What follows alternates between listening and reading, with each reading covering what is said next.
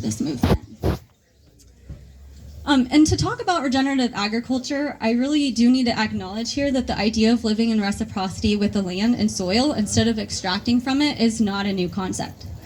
There's many indigenous communities that have been living in this way for a very long time. And there are a lot of these ideas and core values in regenerative agriculture that were inspired and taught by some of these communities.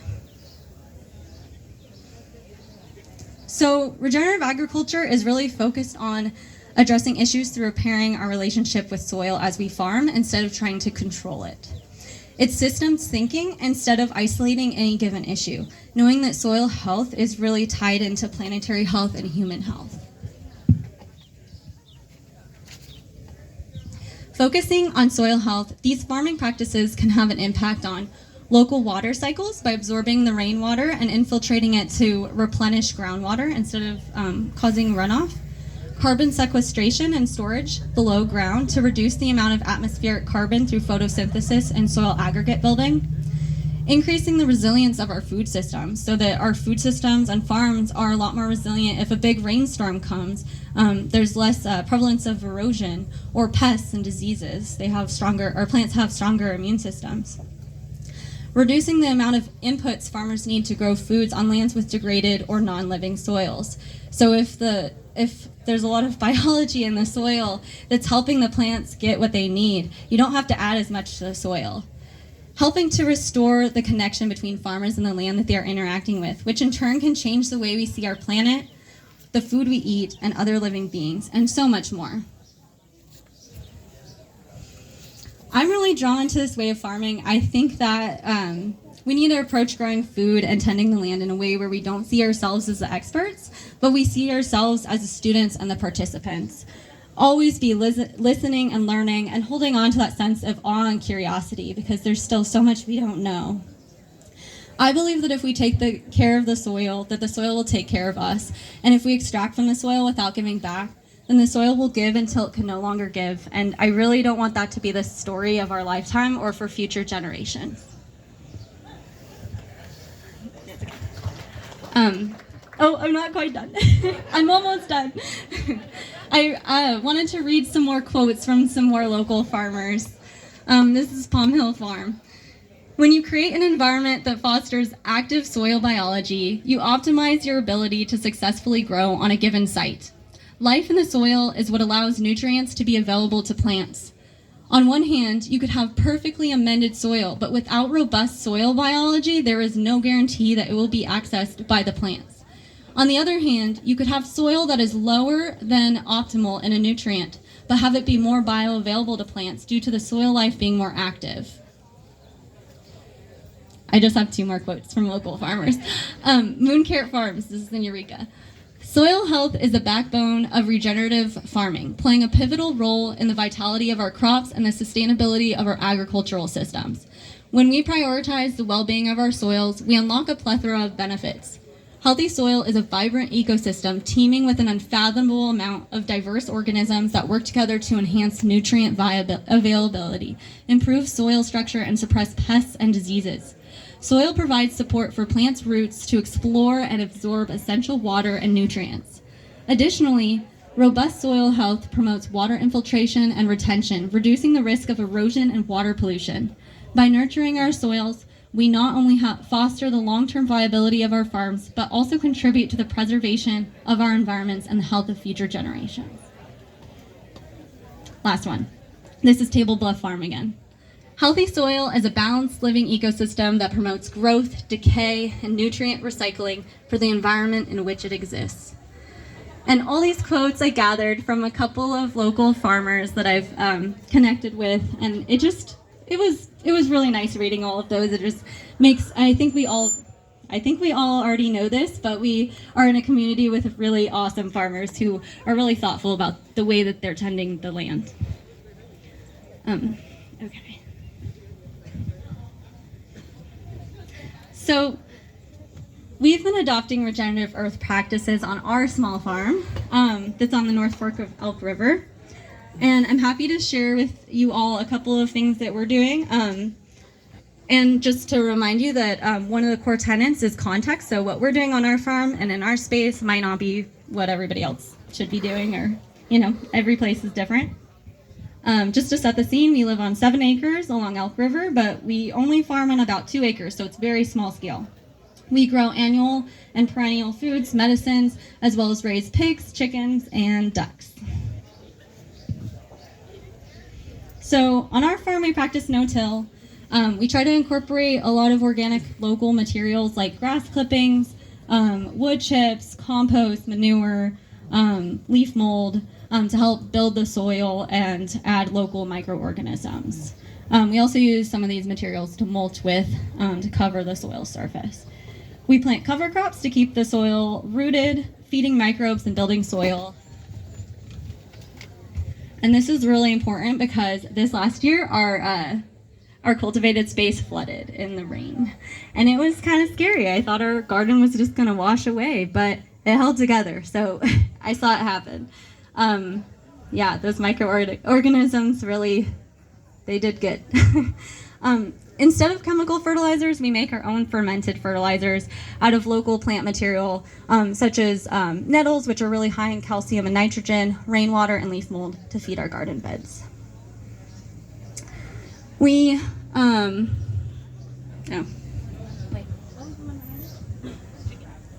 okay.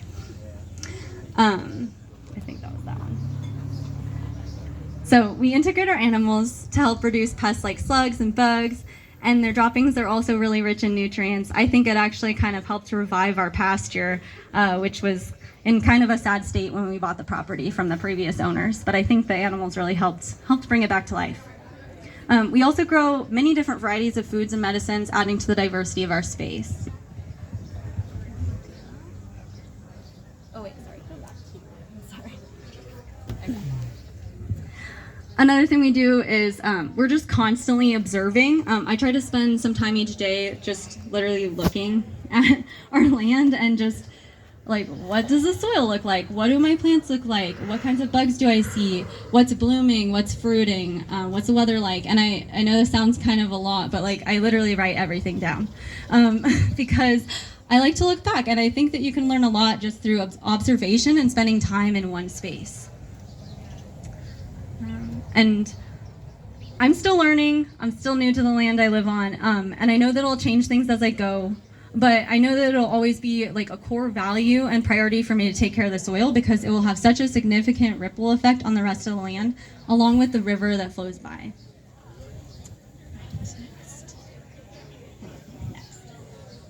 Okay, so I encourage everyone, if you haven't, go for a walk in the redwood forest and find a sideways log that's been decaying.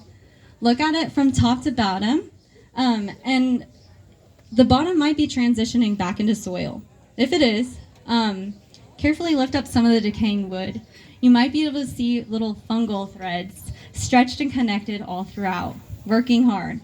You might be able to see other tiny organisms moving around, decomposing that log that once stood as a tall tree, going back into allowing other trees to stand tall. I want to just finish up by saying one thing, and that is everything is in relationship literally all the time. And there's relationship between us and the soil. The health of the soil reflects the health of the planet, the health of all of us, and generations to come. Thank you. Thank you. Oh, and if you go one more slide, I have a bunch of resources, books I've read, podcasts, people, stuff like that, if anybody's interested. Thank you, Kylie. That was so awesome. Thanks for sharing your knowledge and everything that you've learned over all of your years living here. That was so awesome. So can we get one more round of applause for Kylie? Go, Kylie. Okay, and let's welcome Susan Marshall. Thank you so much for being with us, and we're super excited. Thank you. It's wonderful to be here and to see at least half a dozen of former students, including Electra and Ian and a bunch of people. So that's awesome. How many of you have taken a soils class? And Zach, too. He's waving over there. Soils class, hands up. All right. Okay. And Colleen, too. So I wanted to Kylie and I met a little bit, and I think she did a really good poetic and incisive and looked at the applied aspects of soil. I thought you did an awesome job, really. So another round of applause for Kylie. And I knew that we were going to be different. I wish I could have as beautiful of pictures as she presented, and we should visit each other's little gardens and farms. So I struggle with that, but I'm trying. So let's go ahead and go to the next. Sure. Yeah, I think I can do this. Okay. So which one? That one right there? Okay. Okay. So I think what I wanted to do, I wanted to kind of half an hour for soil science? What?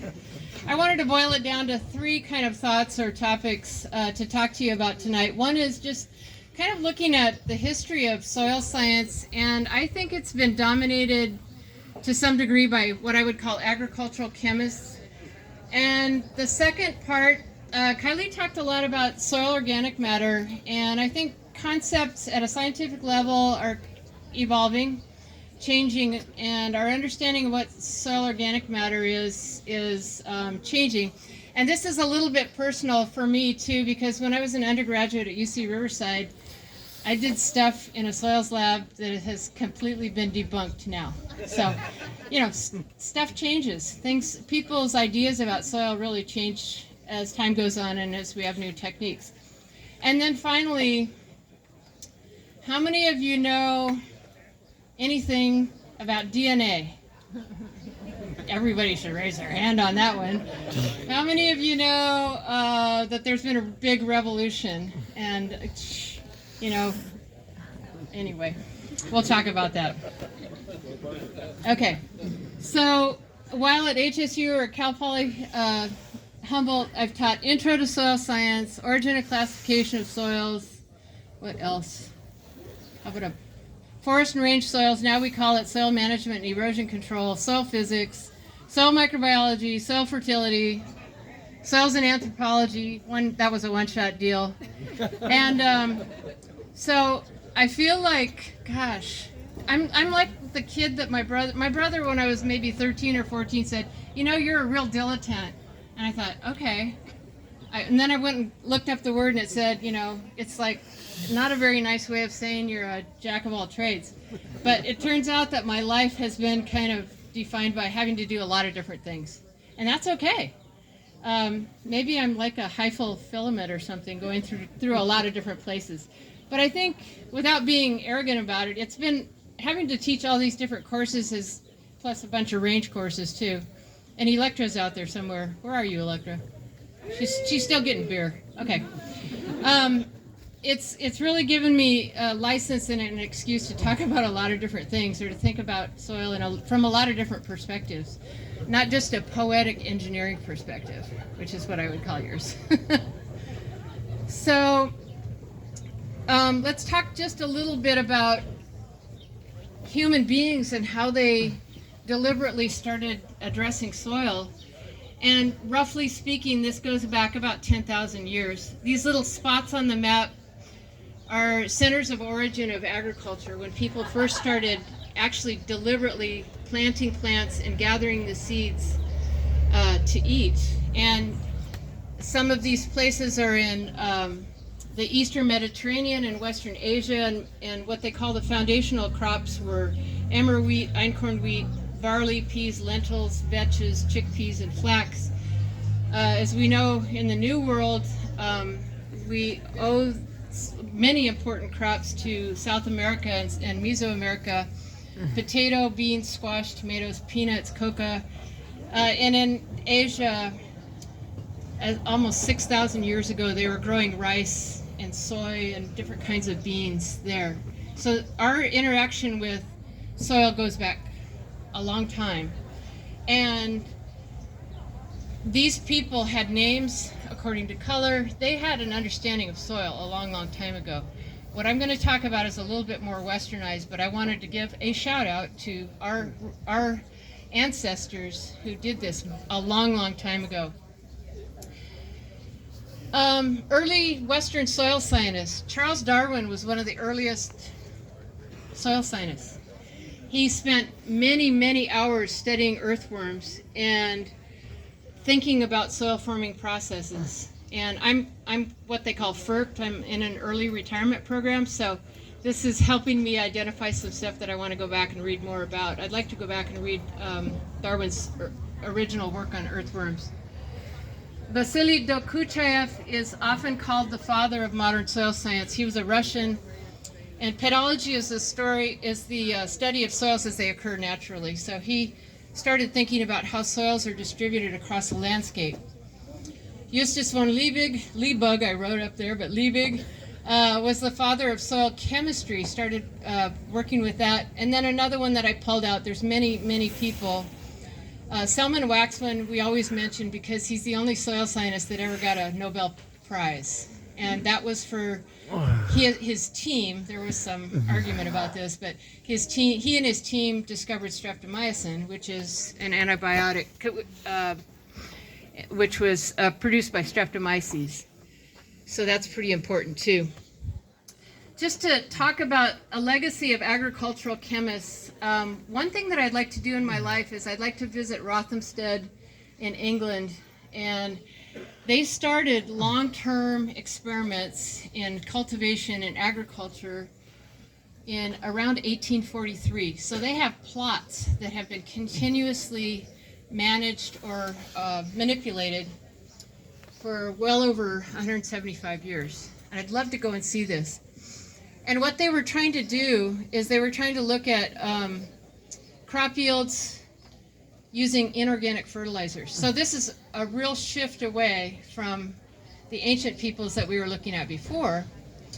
And on this chart, you can maybe see some lines from where you're sitting, but from 1840 all the way up to 2020, they're plotting yields of wheat in this case, and the blue line is the control where they didn't add anything. And you can see that yields went way up starting in about the 1960s when they started doing things like liming. So what's liming? That's something that's pretty pervasive in agriculture.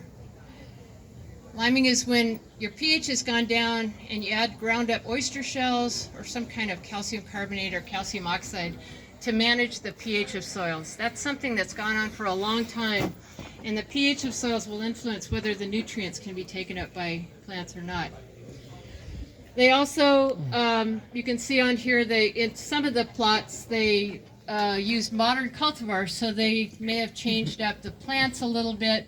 They may have started using fungicides and so forth. So I think it's interesting just in terms of a long-term study. 175 years is a heck of a long time.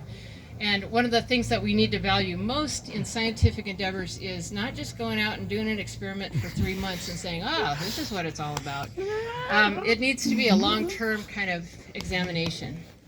I'd like to go and see Rothamsted. This is just a snippet of it. But much of early soil science was concerned with fertilizers. What can I add to my crop to really boost production?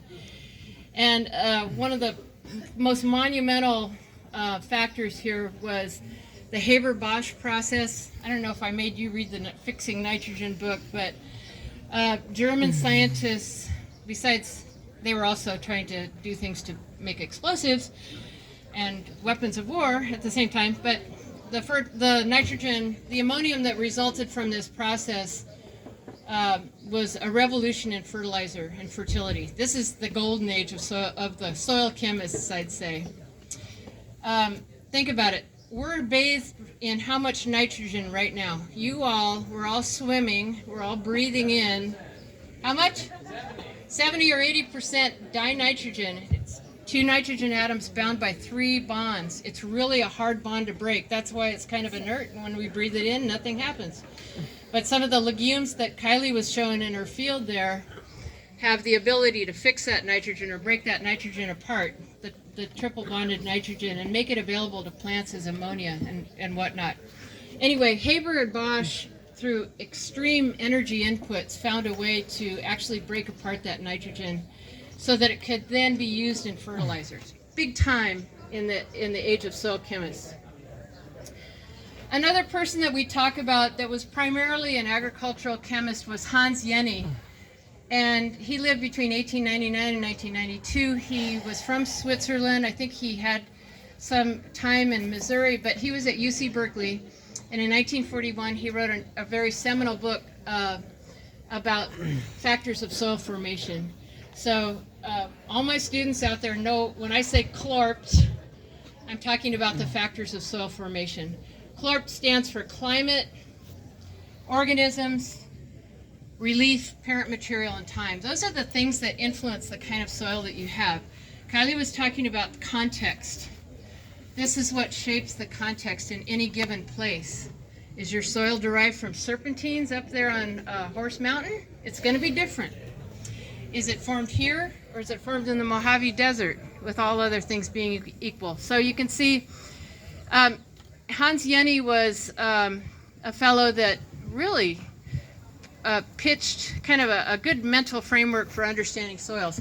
Also, the soil formation processes, and this is something an engineer would appreciate.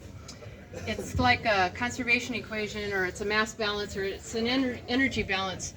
Your soils, whatever you get, is a result of inputs, organic matter maybe, outputs. Do you leach the salts out? Do things get changed up within that box or within that soil, or do they move down? How many of you have lived in the Southwest and dug into what they call caliche? Really hard. So soils form as a result of all these processes, and also kind of the conditions that are there in a particular place. Hans Jenny also, and this is a picture that Michael Kaufman adapted. It's from a very classic picture. How many of you have been down to Jug Handle Reserve by Fort Bragg? Really neat place, isn't it? And part of the story is the vegetation that's there, but the vegetation is not separate from the soil. The vegetation influences the soil, and the soil influences the vegetation. So Hans Jenny was really good in, he and his wife helped preserve this landscape as Jug Handle State Reserve in the pygmy forest. And as you go up the slope on these different age terraces, the soils will be very different from one another. And these are largely chemical explanations, chemistry and time. So it was climate and time that explained why you had these different soils in different places. Okay, so I want to work a little bit towards perceptions of organic matter. We all know what organic matter is. It's the thing that darkens the top horizons. This is from a paper. I took some quotes here. They're saying that there's 3 periods involving soil organic matter, SOM, in relation to cropping. And it says, until 1840, some still believed that plant dry matter was mainly derived from uptake of matter supplied by soil organic matter, which was termed humus at the time. So I think we've all heard that word, humus or humified. Agriculturalists who believed this based the management of cropping systems fertility on the management of humus through organic inputs. So our ancient relatives, and some of us, will put lawn clippings, wood chips, animal manures, and whatnot, crop residues on the soil, and that there is a cycle there that, you know, that will feed those nutrients that those plants were using back into new nutrients for another cropping system. There was a humus theory, so I'm going to get into something a little bit arcane here, but I think it's important since we're talking about evolution of soil science. 1809, they actually proposed a humus theory that was very influential for a long time. And the general concept is true. The more organic matter, the better. From 1840s to 1940s, Liebig's mineral nutrition theory, progressive abandonment of recycling of nutrients between cities and country. What? You mean people didn't put their manure right where they lived? You know, there was this cycle going on because we became more urbanized, right? So our waste matter was staying in the cities or being piled up somewhere else, not on the farm where we lived, because there weren't that many people still out in the country. So there was kind of a shift in how these organic materials were moving around. And then there was these breakthroughs in the fertilizer industry paving the way for more intensive mineral fertilization. So Rothamsted, you saw that jump when they started adding inorganic nutrients. Crop production went up with the addition of mineral nutrients. Although understanding of soil organic matter and soil biological functioning was improving, it had little impact on the rise of new mineral-based cropping patterns. So in the mid part of the 20th century, we became very reliant on inorganic fertilizers. A little bit would go a long way, and you didn't have a lot of manure. I have cousins from South Dakota. They used to come out to California to substitute teach during the winter because they didn't want to take care of animals.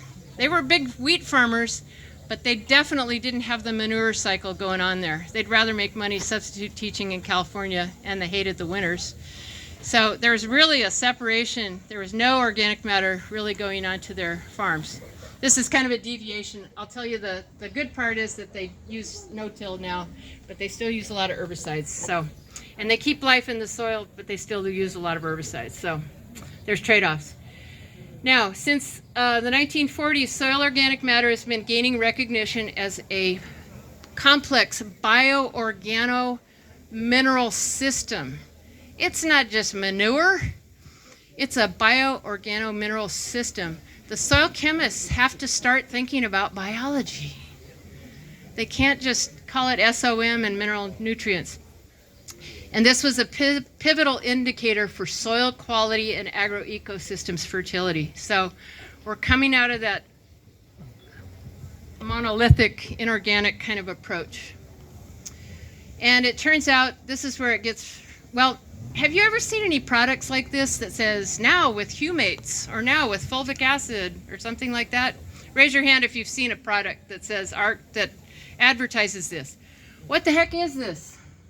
What's a humic acid or a fulvic acid? So when I was an undergrad at Riverside, this is what I did in the lab. We would take soil, we would treat it with really strong base, sodium hydroxide or water, and then after the sodium hydroxide, we'd take the supernatant off and we'd treat it with a strong acid. And down at the bottom of this whole flow chart of things, you could get water extracted fulvic acid, water extracted humic acid, soil organic matter that was water extracted, fulvic acid that was chemically extracted that precipitated out, and humic acid that was chemically precipitated out. And so fulvic acids were thought to be more prevalent in forested systems, and humic acids were more prevalent in grassland systems, and everybody was happy, and they knew what you meant when you were talking about humic acids and fulvic acids. Okay.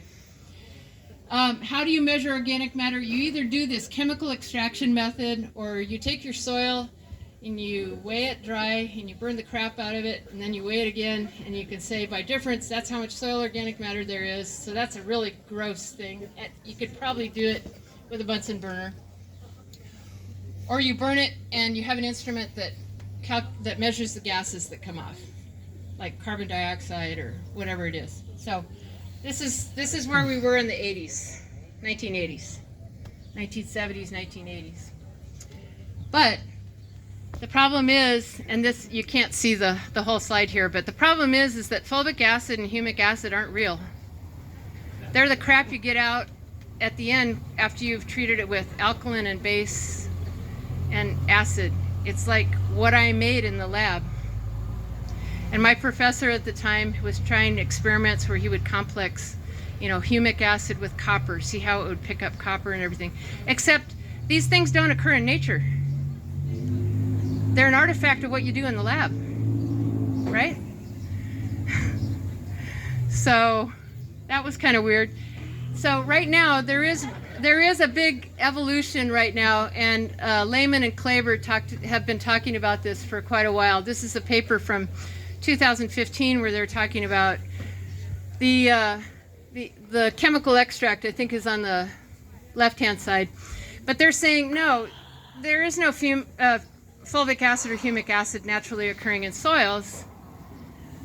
Basically, there's little chunks of microbes and little chunks of plant material, and they stick to clays, and they stick to other things in soil, and they make little I think, you know what, Kylie? I think glomalin, they named it because it gloms onto things. I think that's a scientific derivation of that, because it gloms. So soil organic matter, which is all this, worm poop and little fragments of plants and stuff, they just kind of aggregate together and they stick to clays, which are very reactive. That's what organic matter is. It's not fulvic acid and humic acid. That's something that came out of the lab. So that's where soil science has evolved.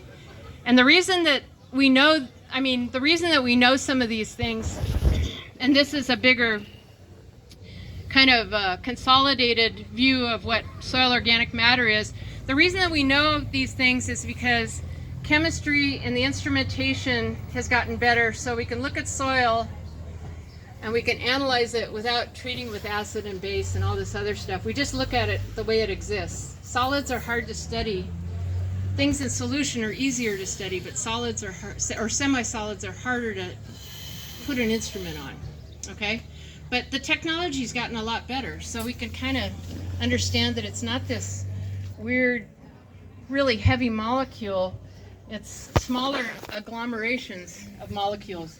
And so they're putting in this diagram, it's really the mineral surfaces, the reactive mineral surfaces are important. And there's where Kylie's aggregates are, right over here. The aggregates are really important, because what happens when things are kind of stuck together, aggregated or stuck to a reactive surface? That means the foraging bacteria can't come along and eat it, right? They glom together, and they protect. Soil organic matter is removed from degradation. It won't oxidize, it won't be consumed by something else. That's why it stays in soil, is because it's kind of bunched together. Or stuck Hello. together. Sorry. So when you see these